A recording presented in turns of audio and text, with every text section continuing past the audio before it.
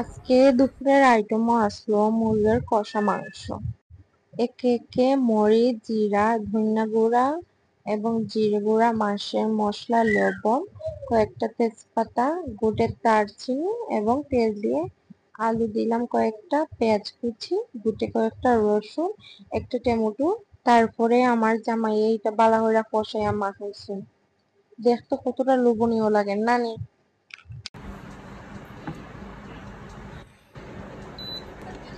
তারপরে চুলায় পরিমাণ মতো তেল দিলাম। তারপরে গোটা কয়েকটা তেজপাতা আর গোটা কয়েকটা দারচিনি দিলাইছি। আমি সব বাসায় এমনি কিছু দেই না, আদা বাটাও দিছি না, আদা বাটাটা আমার পছন্দ না, আদার গন্ধ আমার সহ্য হয় না। পরে ডাকনা দিয়া গুঁড়া দিলাম 10 মিনিটের লাগে। 10 মিনিট পরে খুললা একটু লাড়াচাড়া কইরা আবার গুঁড়া দিলাই 5 মিনিটের লাগে।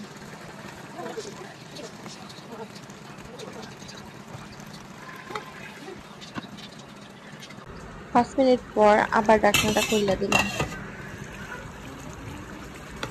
আবার একটু নাড়াচাড়া করবো আর কি। তারপর আবার দিছি 2 মিনিটের লেগে গুঁড়া। জল দিলাম, জলটা আগে আমি ফুটাইয়া নিছিলাম। তারপর আবার দিব 2 মিনিটের লেগে জলটা আবার কি করব, তাড়াতাড়ি হয়ে যাব। আমি আগে তো ফুটাইয়া পানি দিছি।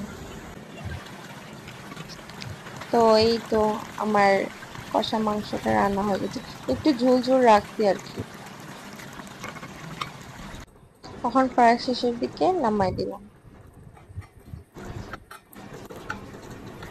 কেমন হয়েছে অবশ্যই জানাইবা। আমি আমি কিন্তু ততটাও বালা রান্না পারি না, যতটুকু করছি আর কি দেখাইছি আপনারা।